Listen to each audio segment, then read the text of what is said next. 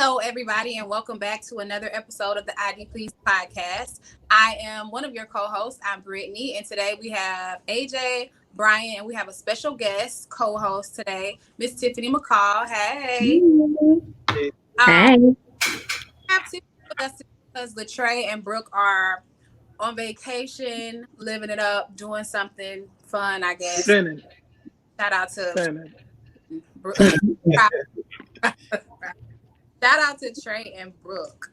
So let's get started with the show. Of course, everybody I'm sure is familiar with the case and the death of Brianna Taylor. I was going to read a part of an article from what is this, the New York Times, just kind of getting everybody up to speed if you're not, which I'm sure everybody is. Just want to read a little piece of it. It says the death of Brianna Taylor, a Black medical worker who was shot by Louisville police officers in March during a botched raid on her apartment, led to a wide-scale demonstration in the summer and spring as the case drew more attention.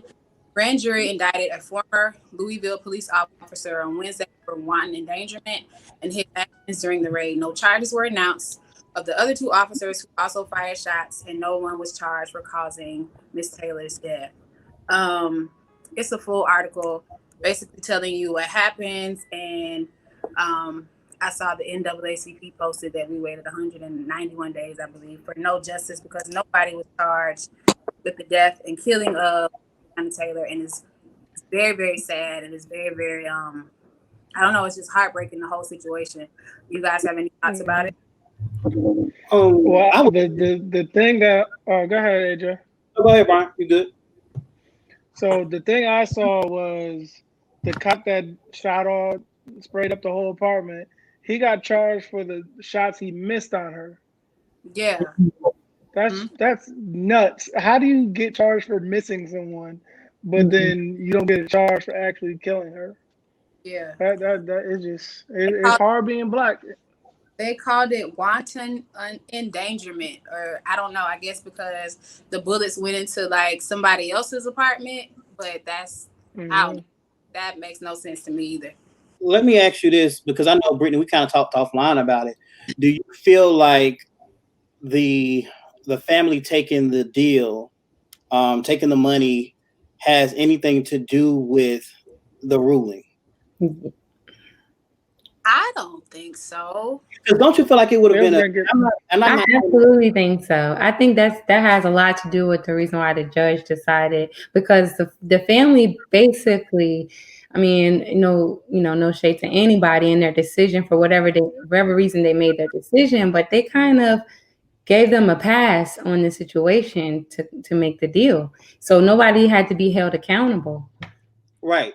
And I mean, that's kind of somewhat how I feel. I feel like it would have been a bigger impact if they would have said no to the deal. For me, I just feel like it would have been a bigger impact. Like, no, we don't want your money. We want justice. I'm not trying to justify what the ruling was, but I am saying. So you ain't taking $12 million?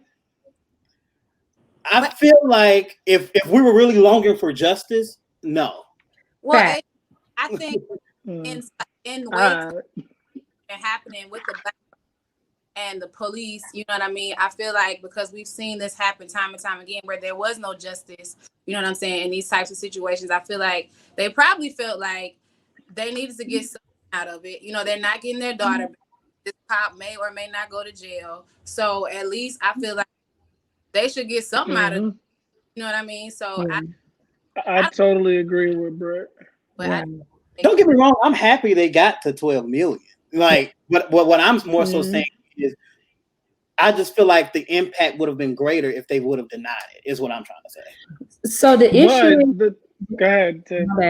The issue is, with so many cases going on and so many wrongful deaths, so many police officers getting acquitted, it's kind of, there's little hope that there's going to be justice. So at this time, it's like, take care of my family. Unfortunately, if we were in a time where people were getting justice and things were happening the way that the legal system says it's supposed to happen, maybe I would take that stand. But at this point, I mean, there's been no justice for mostly none of the deaths that were committed. So why should they, refuse the money We're still waiting on justice Exactly. for Tamir Rice, and we're still waiting on justice for Emmett Till. Right. Yeah. I mean, Mhm.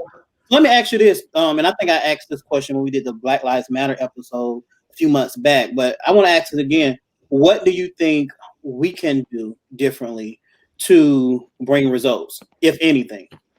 Go to law school and become judges. I hear that.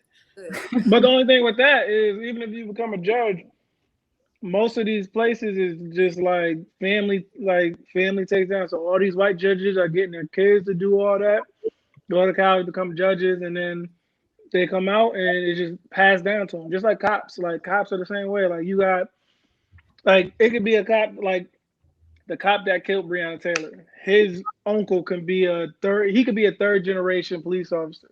Mm-hmm. So he has all these people in line, and all these people are going to vouch for him. That's going to, oh, no, we'll figure it out. We'll do this. We'll do that.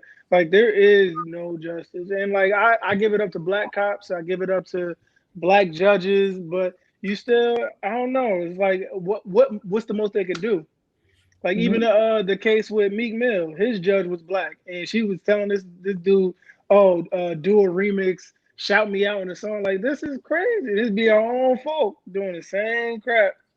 But also, That's she all I was got to say. also a judge that had a history of those type of rulings, so it wasn't a surprise. I mean, we as people, the majority of us need to vote, in the right judges that support what we're the movement, support equality, and support justice, and get those people on the benches so that they can make rulings in our favor, favor of justice, not just the favor of black people, but the favor of justice, because right is right. You're right. I definitely agree. Well, that situation is very terrible, and our hearts and minds are definitely with the family of Brianna Taylor, everybody involved. So we're gonna move on to we call it the big topic or the topic of the day, and the question is, how long should you wait before you post your bae, your boo, your sweet thing on? Go ahead, Tiffany. So Because how you long? waited 2 seconds. Uh-huh. But I also had somebody for years that nobody even knew about. So it depends on the relationship. Absolutely. Okay. This is a great question because I always want to know at which, and Brian, you definitely can chime in. Like I always want to know at which point do you post, and what's the reason for you not posting too? I want to know that. I'll tell you the reason why you don't post. There's a lot of bitter ex-girlfriends, girls that like you that want to, ruin everything. Oh, I was with him last. Like, no, like I take my time. Like I've been in relationships where I posted right away. Cupcake stages, and then out of nowhere, some chicks I don't even know.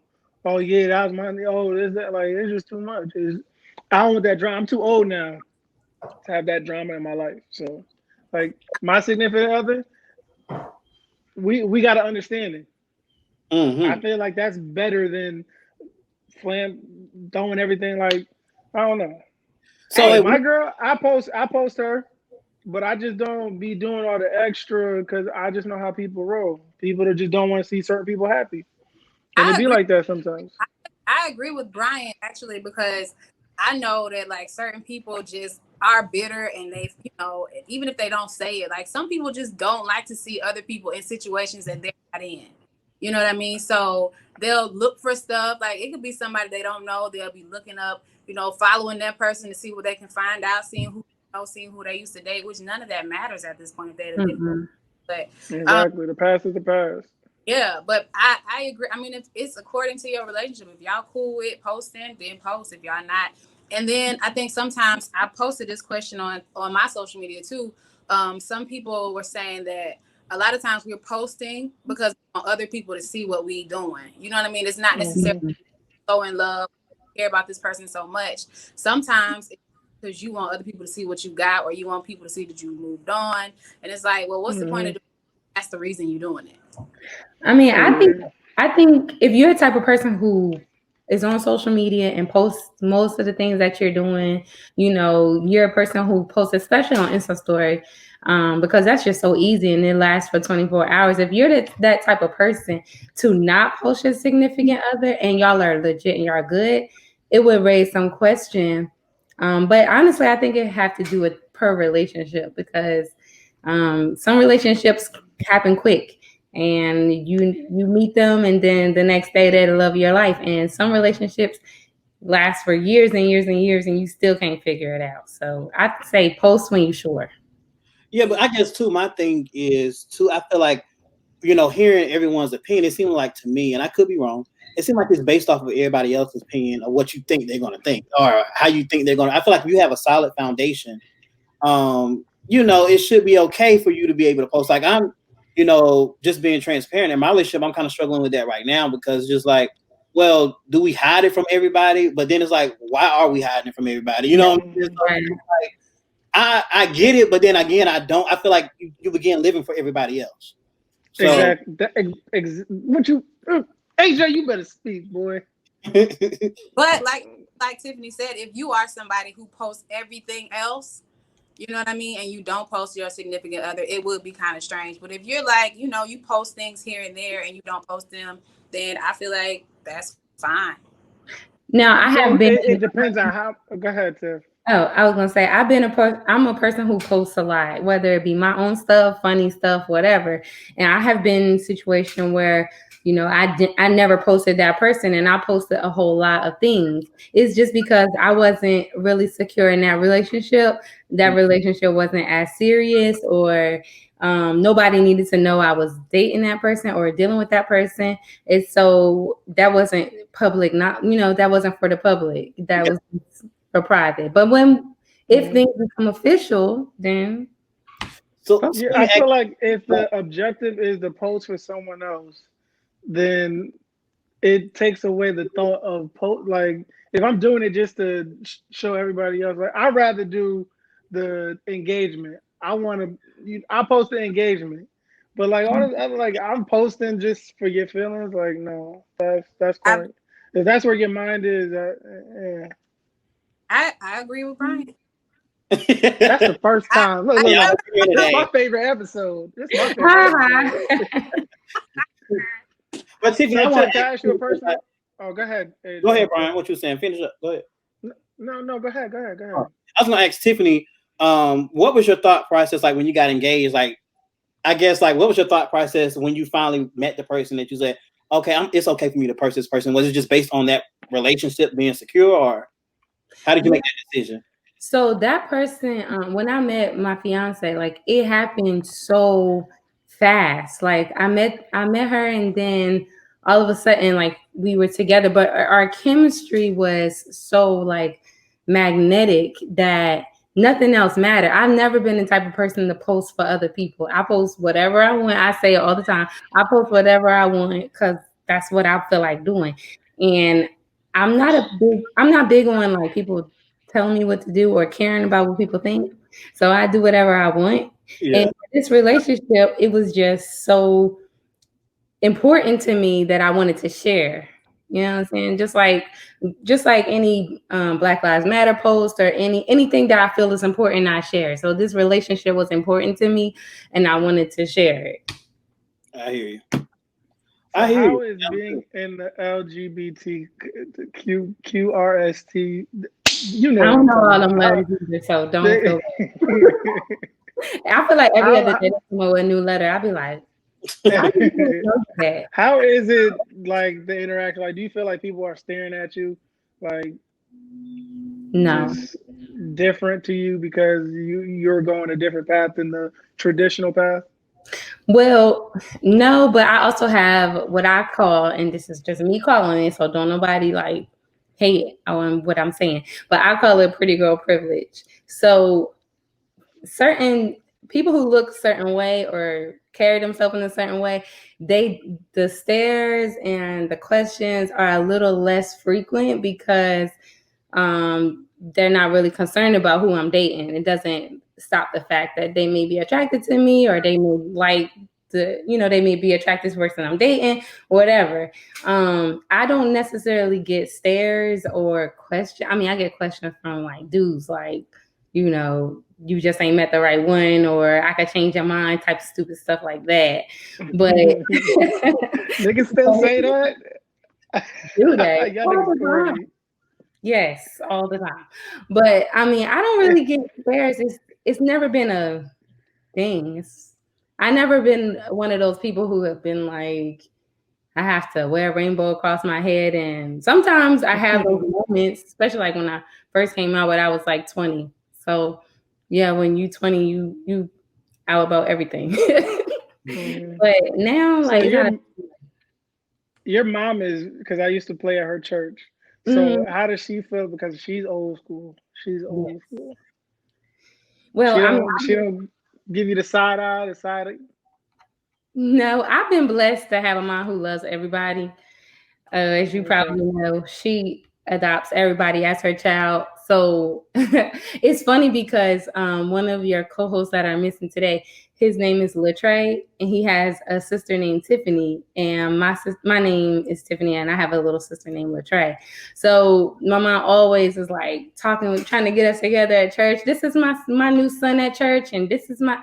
So I've been blessed to have a mom who is very accepting, and I'm not the only gay person in my family, so it's not a surprise. And I'm gonna tease Trey about him having a female name next episode. Right.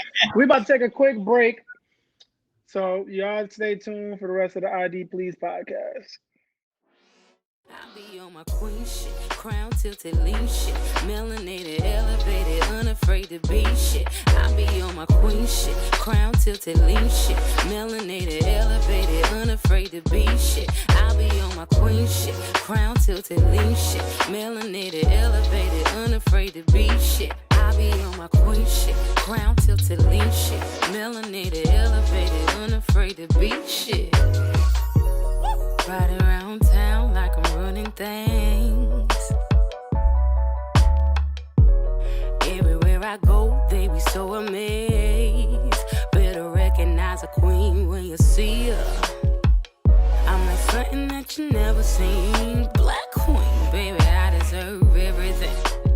Got a dope vibe, good energy. I be on my queen shit, crown tilted lean shit, melanated, elevated. Yeah, welcome back. I'm still up.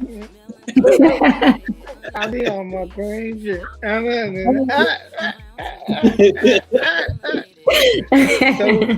So, Tiff, that is like a black empowerment song. That's what I took from it.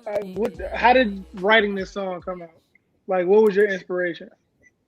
Well, actually, it was co-written by my producer. His name is Johnny Abraham. Shout out to Johnny. But he actually started writing the song and immediately thought of me and my brand and everything that I had already been talking about, promoting on Instagram and all social media platforms. And he just thought that it aligned perfectly. So as soon as I got there, I heard the verse that he had, and I was like, and it just came out, like, because that is me. Like, I'm unapologetic. I try to be as authentic as possible. So it just came out. And at first I was going to say ish because, Black-ish, and it was on trend at the time. But when I said shit, it just felt better. So I was like, I gotta keep it. I'm sorry, mom and grandma, you might can't play this at for your church friends because my friendship is this they're gonna play it at the cookout. That's all right. Right. I have a question. So, like, now that you have that single out, like, what's next? Is it more music, or what's your plans next? Yeah, so I do have a few. I'm working on my EP right now. COVID kind of put things on halt for a while because we weren't able to go to the studio, and I was kind of real scary about being in close quarters with other people. But yeah, we're going to resume. I have most of the songs written. It's just the final finishing touches. So I'm hoping the project can be complete by spring of next year. It has a more spring summer vibe to it. So I think it'll be more fitting to come out then. Nice. Who have you worked with? Have most of your songs written? I know you said Johnny Abraham, but who else have you worked with, or if anybody else? So Johnny Abraham it was just like kindred spirits. Like as soon as I've known him because he plays for everybody. He's an amazing piano player. Everybody knows and loves him. And he's so funny on Instagram. But we just have a kindred like connection. He creates music that is for me, and I write for the songs that he have. Like we just have a connection. So I've only been working with him. I do have another producer, Linnea, is in Atlanta. I have a song on my EP. It will be with her. But other than that, it's just kind of been me and Johnny, because when you find a producer that works, you just want to stay in the zone. Yeah. Yeah. All right, because you surely didn't call me because I produce music too. But it's I'm not saying that's the only producer that I will ever work with. Okay, let me put that out there. I am open to working with other producers. Don't start. Plug yourself, Brian. Plug yourself. Right. Send me the track, bro. Send me the track. Is what I'm saying. So, Tiffanie, I do have a question. Being that you spoke about COVID, what have you been doing during this time? Have you still been able to sing? I know it's a lot of different things that we've been coming up with, like live shows or watching TV. What you been doing? At first, because I'm a live performer, so at first I was like mad depressed that I couldn't perform live. So I was trying to do some Zoom concerts and some, I've been doing them here and there, but for the most part, I've been watching TV. I ain't even live. What you been watching? Yeah, what you and everybody else? Top five shows. So the newest show that I have been watching that has me glued to the tube. Well, I have two. First of all, Chicago Med. Okay, if anybody haven't watched Chicago PD. I'm on the last season. I've already finished Chicago PD. Chicago Med got me on lock right now. And The Boys on Amazon Prime. Have y'all heard of it? What? Yeah, I watched a couple episodes. What's the name of it again? It's called The Boys. No. Okay, I just started watching it last night, and the show it's wild. Okay, it's my new favorite show. Really? Yeah. I've been sticking to The Chi. I love The Chi. And The Chi is over with for like it's over weeks. Though. We're in quarantine right now. I've been watching The Chi, and you took Power 2. I like Power 2. Yeah. And my girlfriend been having me watch P Valley. I know. Say the real name. Say the real name, AJ. Say it with your chest. Say it with your chest. Hey, no shade, no tea. We need to put a GoFundMe out for Uncle Clifford. That's all I'm gonna say. Okay. We gotta say. So I just finished Greenleaf because they finally put season. I don't know if it was season 6 or season 5. Season 5, yeah. Finally put it on Netflix, so I just finished that like last week. I'm kind of sad. And then yesterday I finished The Blacklist because they finally put season 7 of The Blacklist on Netflix too. So I gotta find some. Maybe I'll watch one of these shows y'all talk about now. Yeah, Brian, P Valley. P Valley. Can I say the real world? No. I haven't watched it. I gotta watch it. It's like 6 episodes. But Power. I just finished Chicago. Well, I'm on the last season of Chicago PD, which is really good. I just saw that Blacklist came out with the 7th season, so I'm gonna binge watch the 5th and 6th season just to catch myself back up, and then watch the 7th. But that's about it. Like all the reality TV that I usually watch, because it's just hilarious. None of that's pretty much on. So you gotta do what you gotta do. But what about the movies? Y'all haven't been watching any. Are there any movies? Like I miss the movies so bad. I hate the movies because everything just comes out like Project Power. Like that joint was supposed to be in the movie theater, and it just came out on Netflix out of nowhere. Yeah, but it deserved Netflix, from what I watched. Wait, is that the one with Jack Fox? Yeah. It was good. That was good. No, it was a Netflix movie. Yes, that's what I'm saying. It was I wouldn't have paid to see it in the movie. No, I wouldn't have went to see it in the movie. I probably would have. It was supposed to come out. Yeah, it should have come out on Netflix. It did a good job on Netflix. Yeah, it did a good job on Netflix. It's another movie too that everybody was talking about. It's like the girl from Girlfriends. I know her by Joan, but I know it's not her real name. Tracy Ellis Ross. Thank you. She had a movie like about her singing or something. I didn't see I it. saw it on Netflix. I was like, Nick. Yeah, I don't want to see Tracee Ellis Ross sing. I heard about No. Her mouth just gets me. Her mouth is just weird. It's the Hey, eye. what was you saying? Because your mic is a little low, so I want to make sure we ain't miss it. What'd you say? What you said, Brittany? Your mic a little low. I heard you saying something. Like, Oh, I was just rolling my eyes talking about that girl mouth. oh. Her mouth wide as heck. She smiled all the way up here. Okay. So let's move on. You know what movie I'm looking forward to seeing? Oh, go ahead. Is that movie with Meek Mill with the dirt bikes and all that? I can't wait to see that. It just looks good, and it's Meek Mill in it, a whole bunch of black young people in it, and then it's executive produced by Jada and Will. So I'm going to support that. Yeah, me either. I haven't heard of it. Me either. It's called something. I'm gonna send it to you. I got y'all. Yeah. So look out for that. Yeah. Okay. All right. So let's move on. So generally, when Brooke is here, this is game time, and she's never prepared, so I'm not either. But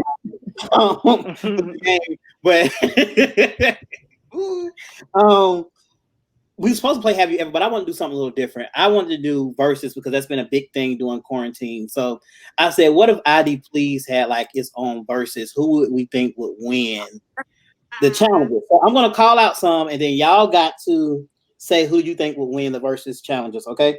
Okay. All right. So I'm pulling up my list. So let's first start off with this. Whitney Houston versus Mariah Carey. Who would win that? Whitney Houston. Whitney. I gotta go That's with Whitney. dumb. Everybody saying Whitney. All right. Oh, All I want for Christmas is you. Okay. Now, Mariah do have more songs than the Christmas song, but she's not going to win it. Okay. I know this is everybody's favorite right here. Ashanti versus Keisha Cole. Next.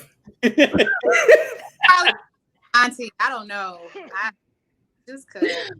Let's just play them both and say, they don't got to compete. Okay. Neither of them are going to win. So Good songs, though. I say that. Who you said? They both got really nice songs. They do. They do. I think we should do features. Yeah. Ashanti features versus Keisha Cole. Yeah. Okay. Yeah. And Keisha Cole. You got on that. You quiet. Brian? Josh Coleman or Melvin Crispell?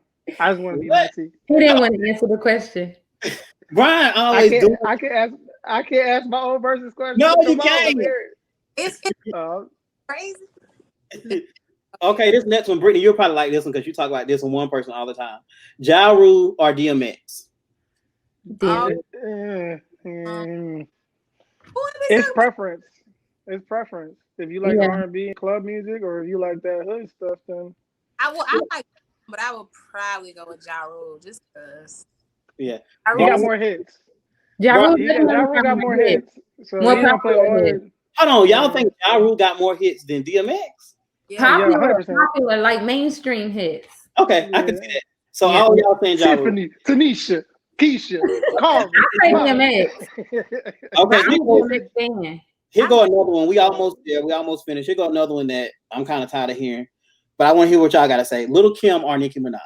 Lil' Kim. Nicki. Bro, you out of control. Lil' Kim.